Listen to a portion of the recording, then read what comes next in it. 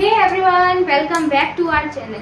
आज मैं आप लोगों को बताने वाली हूँ क्लास 10 के लिए इम्पोर्टेंट जीवन परिचय, जो कि मोस्ट रिपीटेड है और आपके हर साल पूछे जाते हैं। अगर आप इन जीवन परिचय को तैयार कर लेते हैं तो आपके जो 5 नंबर के जीवन परिचय आते हैं वहां से आपके मार्क्स बिल्कुल भी नहीं कटेंगे। तो देखो, ऐसा बिल्कुल भी नहीं होता है कि कोई आपसे कह दे कि एक जीवन परिचय मैं बता रहा हूँ, उसको रट लो, वही एग्जाम में आ जाएगा।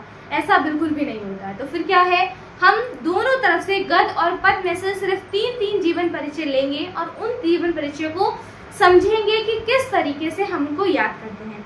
तो जीवन परिचय याद करने की ये जो ट्रिक है वो बहुत इजी है वहां, ठीक है। तो हम यहाँ पर जीवन परिचय लेने वाले हैं। सबसे पहले हम यहाँ पर लेंगे गद्य और यहाँ पर लेंगे काव्य। दोनों के हम सिर्फ 3-3 जीवन परिचय लेंगे। सबसे पहले हम यहाँ पर लेंगे रामचंद्र शुक्ल, ठीक है। रामचंद्र शुक्ल, ये जो इनका जीवन परिचय है ये इम्पोर्टेंट है जीवन परिचय, और इन्होंने जो अपना चैप्टर लिखा था उसका नाम है मित्रता।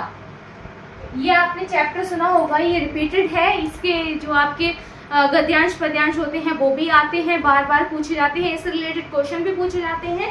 तो ये रामचंद्र शुक्ल जी जो है, इनका जीवन परिचय इम्पोर्टेंट है, आप इसको लिख लें, इसको याद कर लें। दूसरा जीवन परिचय आता है जयशंकर प्रसाद। जयशंकर प्रसाद, तो ये जो जयशंकर प्रसाद जी का जीवन परिचय है ये भी इम्पोर्टेंट है।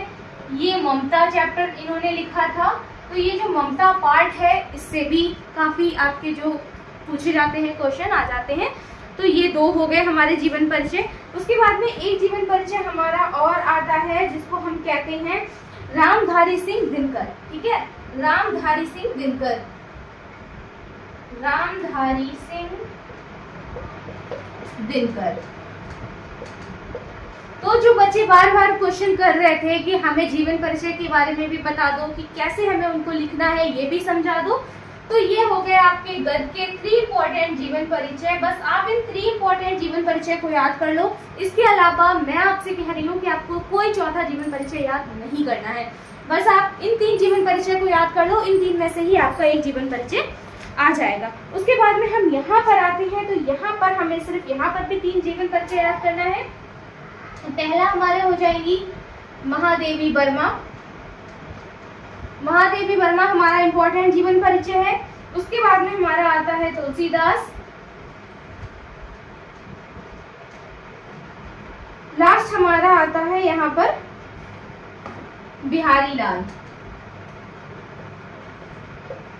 बिहारी लाल, ठीक है। आप ये जीवन परिचय याद कर लो।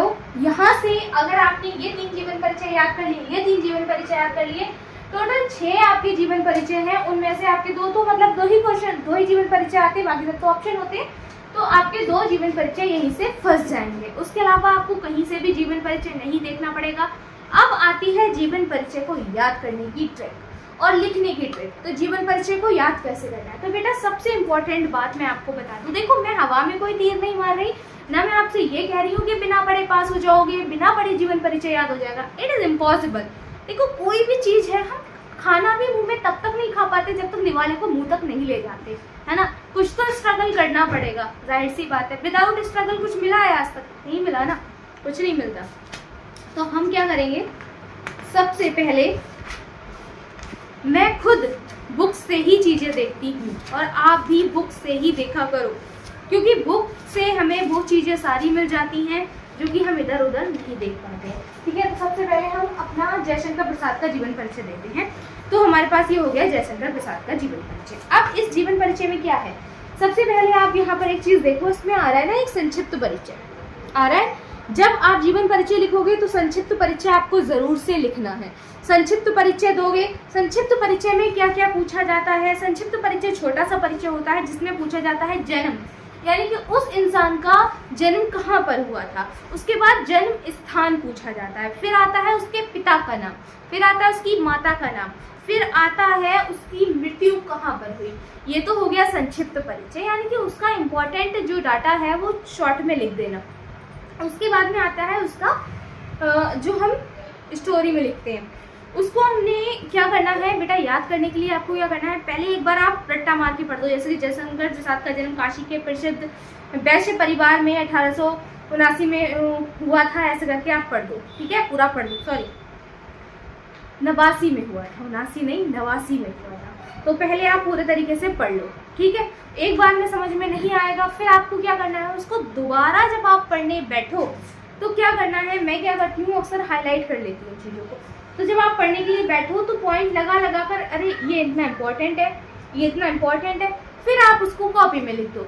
आप यकीन मानो, अगर आप इस तरीके से जीवन परिचय पढ़ते हो, एक बार रफली पढ़ लिया, दोबारा से पेंसिल लेकर पढ़ा, जितना इंपॉर्टेंट था उसको टिक लगा लिया, उसको टिक लगा लिया, अगर आप इस तरीके से पढ़ते हो, टिक लगा लगा कर आप पढ़ते हो, तो यकीन मानो आपको वो चीज़ें एकदम याद हो जाएंगी।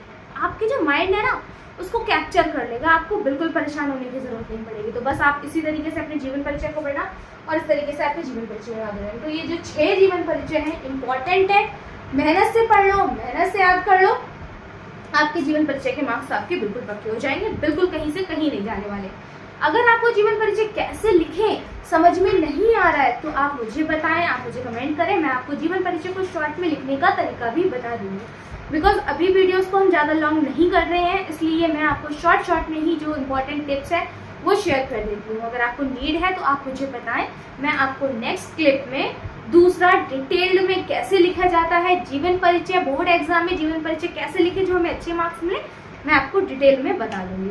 एंड अगर आपको वीडियो पसंद आई हो तो लाइक करना बिल्कुल भी ना भूलें और अपने फ्रेंड्स के साथ शेयर जरूर करें। Thanks for watching, bye, take care.